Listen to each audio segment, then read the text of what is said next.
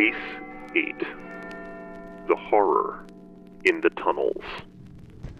Summer, 1883. In the spring, work to expand London's sewer system was marred by a series of disappearances. No bodies were found, and the police made no headway in the case. The testimony from the witnesses, while unreliable, convinced Superintendent Hooker to summon Hudson and I. Warren Pierce, the chief engineer, resented our presence when he learned we were investigating, convinced we were charlatans. He insisted on accompanying us when we interviewed the witnesses. These eyewitnesses claimed that one of the missing workers, Henry Knowles, had been whistling to himself shortly before he disappeared. Knowles insisted somebody was whistling back.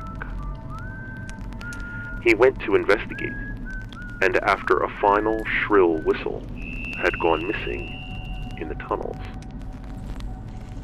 One of the eyewitnesses, Thomas Larkin, went on to say that he saw some of the victims after they had disappeared, wandering the sewer tunnels near where they had been lost, apparently fascinated by their surroundings.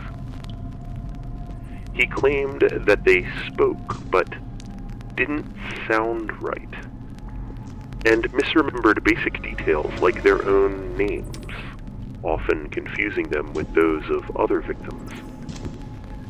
Larkin claimed that Knowles tried to get him to come see something, but he got scared and ran away.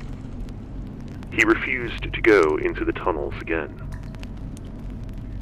Intrigued, Hudson and I resolved to investigate the recently excavated tunnels ourselves, and given the events of previous investigations, we took the precaution of arming ourselves. Pierce, who remained convinced the disappearances were entirely mundane, insisted that he accompany us, asserting it was for our own safety. With Hudson and I armed, and all three of us equipped with lamps, ropes, and picks, we searched the tunnels. At the most recently excavated site, we discovered that a worker had broken through into a network of chambers far older than the more recent construction.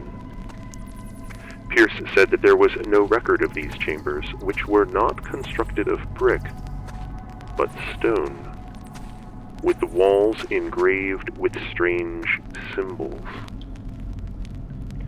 Hudson and I took rubbings of these symbols or hieroglyphs before moving deeper into the labyrinthine tunnels, and it was here that we encountered one of the missing workers.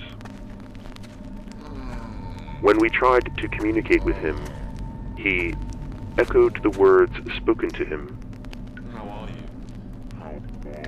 before leaping at the three of us and seizing Warren Pierce. Hudson and I attempted to pry him off, but he was inhumanly strong, and Pierce's leg was sprained in the struggle. Hudson emptied his revolver into the aggressor, and while this did not seem to harm him, it was enough to distract him, and I was able to pull Pierce away. In fact, the bullet wounds merely seemed to fascinate the strangely altered worker, and this allowed Hudson and I to flee, carrying a terrified Pierce with us. Behind us, we could hear the worker still calling out to us with borrowed phrases. Pierce claimed that while being dragged to freedom, he saw the worker's human guise slip, but he seemed unable or unwilling to describe the terrible shape and form he saw. With Pierce's support, as well as the project's dwindling funds, Hudson and I managed to convince the backers of the sewer project to abandon it. Pierce's final act as its chief engineer was to fill in and seal off the new construction. Despite our best efforts, Hudson and I could not find anyone able to translate the symbols.